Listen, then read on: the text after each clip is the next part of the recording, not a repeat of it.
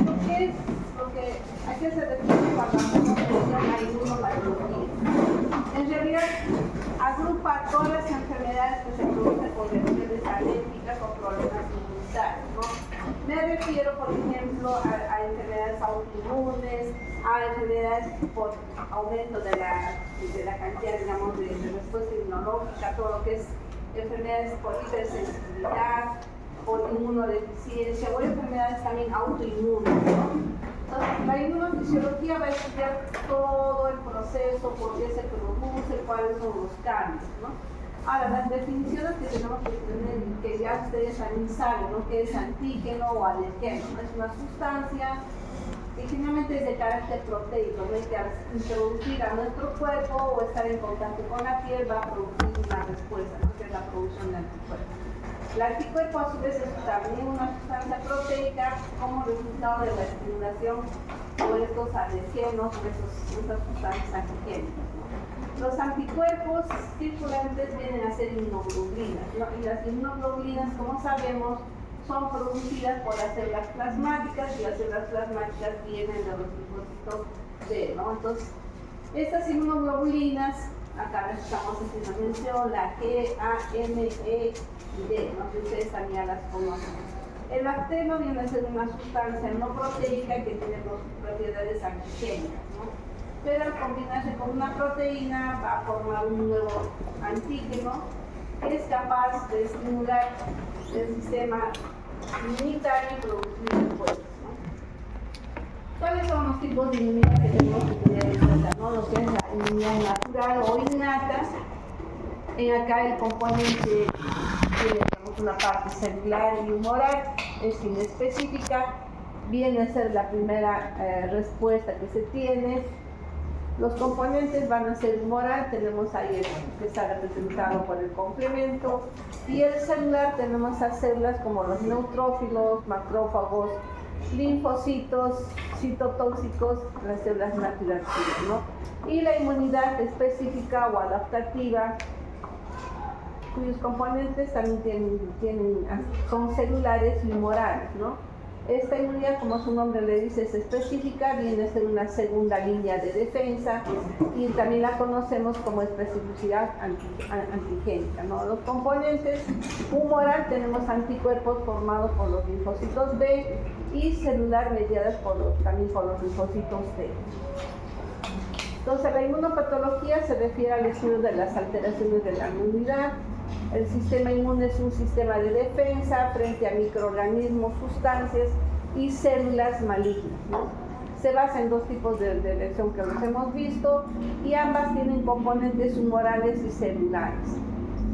En las respuestas inmunes, ¿qué tenemos que ver? ¿Qué características hay? La especificidad va a garantizar que microorganismos, gérmenes distintos pueden, digamos, causar una respuesta inmune específica, ¿no? Ahora, hay una gran diversidad de células que participan en esta respuesta, ¿no? Y estas células tienen unos receptores en la membrana citoplasmática que van a participar y van a, digamos, contribuir en esta respuesta inmunitaria, ¿no? Otra característica es la memoria. Respuestas más rápidas e intensas se van a producir frente a exposiciones repetidas al mismo microorganismo, ¿no? Otro es la especialización. Acá vamos a ver que se optimiza la respuesta o se optimiza la eficacia y la respuesta frente, digamos, a una agresión, ¿no? Entonces acá esto se conoce como adaptación. Luego vamos a tener otra característica que es la autolimitación. Es un mecanismo de homeostasis y regulación que trata de eliminar el elemento agresor, ¿no?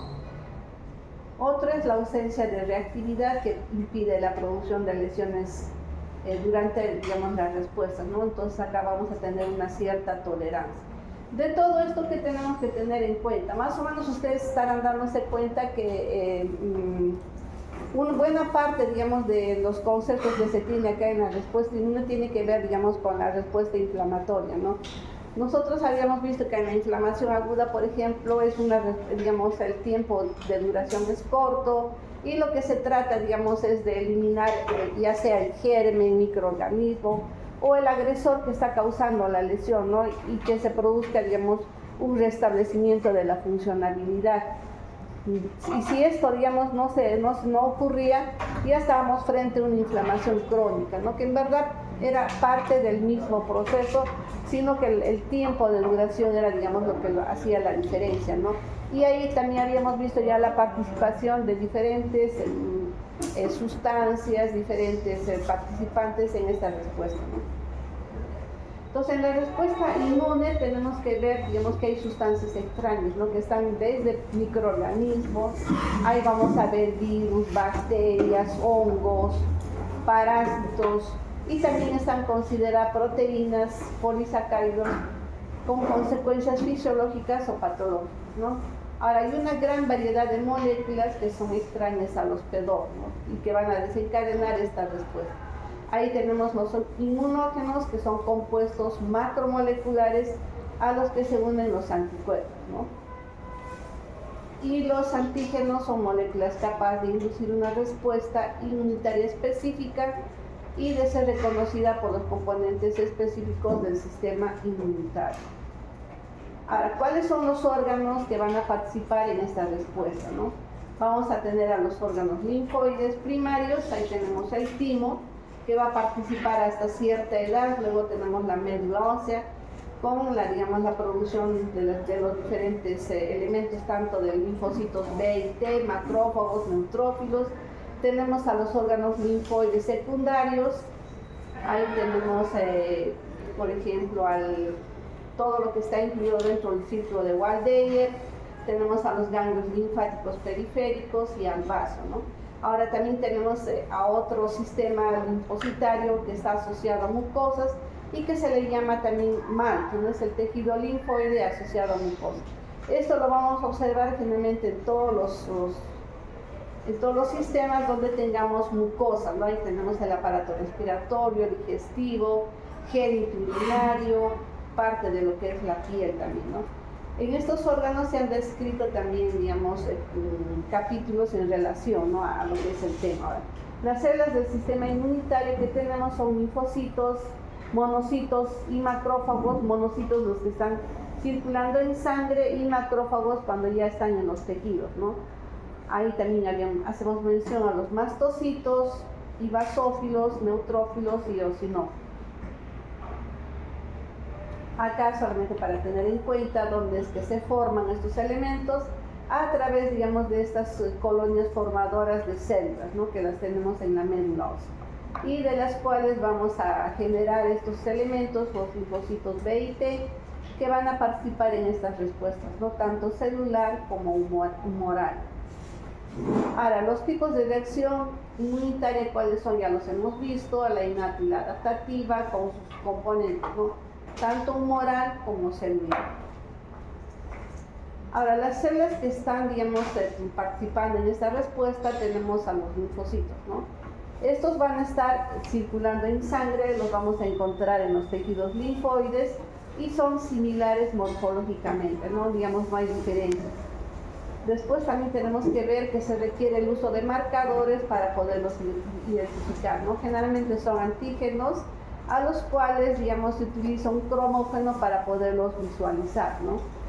Luego tenemos también que el CD3 es un marcador tumoral o marcador celular que también se utiliza para los linfocitos T, y el CD20 para los linfocitos B. No necesariamente tenemos que estar frente, digamos, a una neoplasia para poder utilizar estos marcadores, no solamente, digamos, si estamos frente a una respuesta inmunitaria y queremos saber cuál de los linfocitos está participando, tenemos esta coloración CD3 o CD20, ¿no?, que es, digamos, los más representativos. Y es lo que generalmente casi todos los hospitales lo tienen, ¿no? CD3 para linfocitos T y CD20 para linfocitos B. Entonces, las células presentadoras de antígeno, luego tenemos las células efectoras, los linfocitos T y B, ¿no? En sangre periférica, como en los tejidos, los observamos casi así parecidos, ¿no? Algunos vamos a poder, digamos, diferenciar estas muestras que se ve acá en el núcleo, y esto nos orienta que puede ser un linfocito B, pero otras veces el núcleo va a tener, digamos, formas un poco más abigarradas, ¿no? Esto nos orienta a un linfocito T, pero no siempre los observamos. Ustedes habrán visto que en muchas de las láminas que hemos visto Los linfocitos tienen un núcleo circular y está ocupando prácticamente toda la célula, ¿no? Acá tenemos un órgano linfoide, puede ser el ganglio linfático, la amígdala o cualquier otro órgano, ¿no? El vaso, por ejemplo, tenemos hacia la parte periférica, la zona del manto. Esto lo manejamos más que todo para los ganglios linfáticos. En la zona del manto vamos a tener los folículos linfoides con su centro germinal y hacia la parte central del ganglio vamos a tener la médula, ¿no? Entonces, ¿cómo es que, digamos, se va a producir la respuesta, ¿no? Entonces, acá tenemos, por ejemplo, una célula B que ingresa al ganglio linfático, va a producir, esta es una, digamos, cada folículo linfoide va a tener, digamos, una zona, ¿no? La zona, la parte central es la que llamamos centro germinal. Ahí generalmente vamos a encontrar a los linfoblastos y también a los linfocitos, ¿no? Ahora, alguna literatura también le llama inmunoblastos, lo llaman centrocitos, centroblastos. Entonces, con esos nombres los encontramos a nivel del centro germinal, ¿no? Entonces, generalmente son estos linfocitos B que están en esa parte. Ahí es donde van a estar en sus diferentes etapas de maduración. Obviamente los que son más grandes van a ser los blastos, inmunoblastos, linfoblastos, que también los conocemos, y los más pequeños a los linfocitos, ¿no? Que están en formación.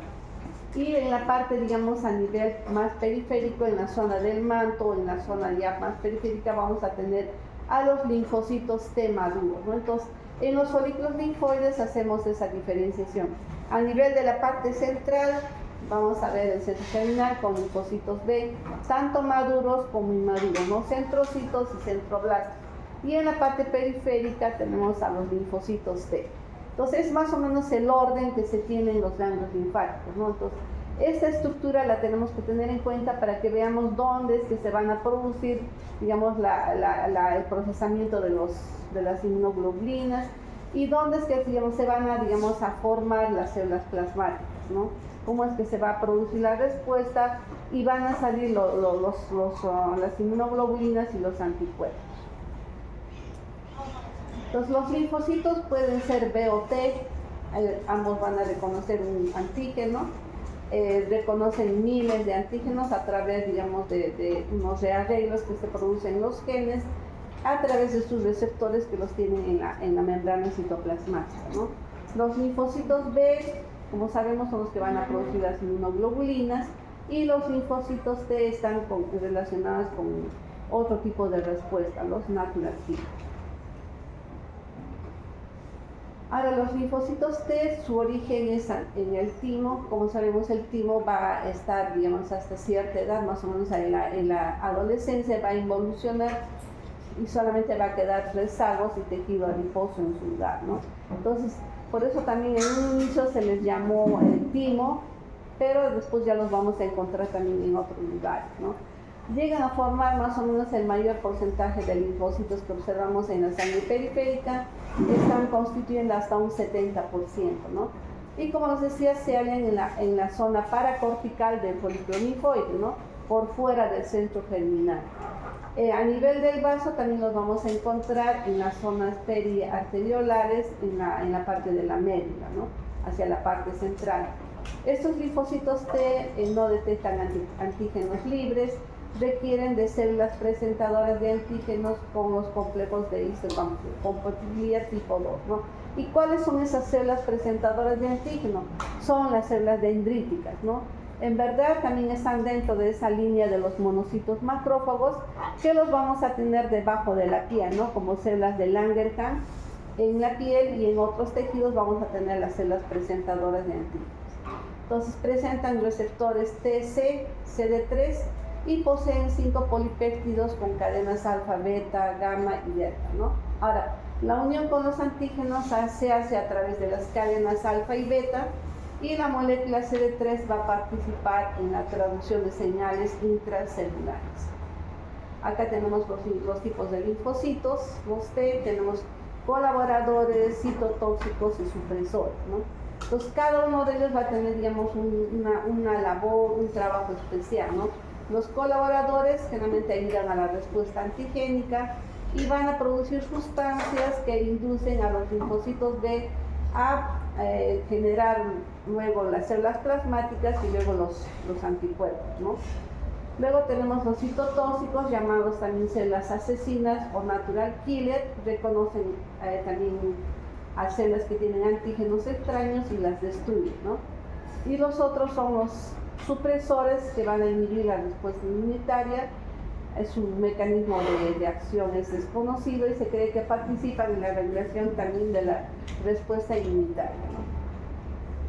Acá tenemos un cuadrito en el que vamos diferenciando las funciones en cada una de las células, ¿no? Tenemos los linfocitos B, los linfocitos T, los monocitos macrófagos, mastocitos o basófilos, neutrófilos y eosinófilos. En realidad, como se estarán dando cuenta, participan todas las células que también actúan en la inflamación, ¿no? Tanto en la fase aguda como en la fase crónica. Y muchas de sus, digamos, de sus respuestas ahora las vamos a repetir. Acá tenemos el linfocito TH2 activado. Como vemos, acá tiene sus receptores a nivel de la membrana citoplasmática. Estos receptores a su vez van a, digamos, comunicarse con otras moléculas, ¿no? Entonces, el contacto entre el linfocito TH2 y el linfocito B dice que lleva el complejo de histocompatibilidad adecuado, va a desencadenar la producción de interleuquinas, ¿no? Por parte de este TH2, y lo que va a hacer que el linfocito B se transforme en una célula plasmática, ¿no? Entonces, adopte esta otra forma, como habíamos visto, media alargada, con el nucleación extrema, ¿no? Y así esta parte que nosotros les dije que se veía un poquito tenue, un poco pálida la célula, era por las moléculas que tenían en su citoplasma. Acá estamos viendo un ganglio linfático. Aparte del hilio, toda esta parte periférica viene a ser, digamos, la parte de la cápsula. Por acá están ingresando los vasos aferentes. Acá tenemos cada uno de los folículos linfoides. A su vez, esta cápsula va a emitir una especie de septos o tabiques, ¿no? Como que divide el ganglio linfático en partes, y en cada una de las partes vamos a encontrar los folículos linfoides, ¿no? Estos folículos linfoides tienen en su centro, como les decía, un grupo de linfocitos que son los B, y son, digamos, aparece como una zona un poco más clara, más tenue, ¿no? Y eso hace que lo diferenciemos de la parte más periférica. Acá tenemos en otro esquemita la parte de la cápsula, los tabiques, y acá en esta parte de la corteza donde están los folículos linfoides, ¿no? Acá tenemos un corte de un ganglio linfático en una vista panorámica. Estamos viendo toda la parte de la cápsula y la envoltura que tiene el tejido adiposo, y debajo de la cápsula tenemos a todas esas estructuras en forma redondeada o circular que van a constituir los folículos linfoides, ¿no? Esto es, digamos, lo normal que se ve en un ganglio linfático. Así es la posición donde deben estar los folículos linfoides. Cuando ya se producen, digamos, alteraciones, vamos a encontrar folículos hacia la, digamos, en la médula, o de repente que están comprometiendo todo el ganglio. Entonces ahí ya estamos frente a otro tipo de patologías, ¿no? Entonces, como les decía, para poder, digamos, diferenciar cuál es cuál, digamos, dentro de estos ovillos basófilos, utilizamos esas coloraciones de inmunistoquímica, ¿no? Como les había dicho, para los linfocitos T, el CD3, y para el linfocito B, CD20, ¿no? Que son, digamos, las coloraciones estándar que se utilizan para poderlos diferenciar cuál es cuál. Acá tenemos también un corte, la inmunistoquímica. Nos está mostrando CD3 que ha pintado a los linfocitos T, ¿no? En este caso está pintando linfocitos atípicos, deformes, con bordes irregulares. Entonces esto también nos hace mención a que estamos ya frente a un proceso patológico, ¿no? Puede ser un linfoma, o puede ser, digamos, alguna maduración irregular, ¿no? Que puede ser metástasis dentro del ganglio. De repente es un linfoma que se ha originado extranodal y está comprometiendo el ganglio, o puede ser que dentro del ganglio también estemos encontrando este tipo de linfocitos, ¿no? Tenemos que hacer otros estudios más otros marcadores más para poder precisar el sitio primario de lesión, ¿no? Pues, ya las descripciones que la literatura lo hace por la forma que tienen, por las puntas en la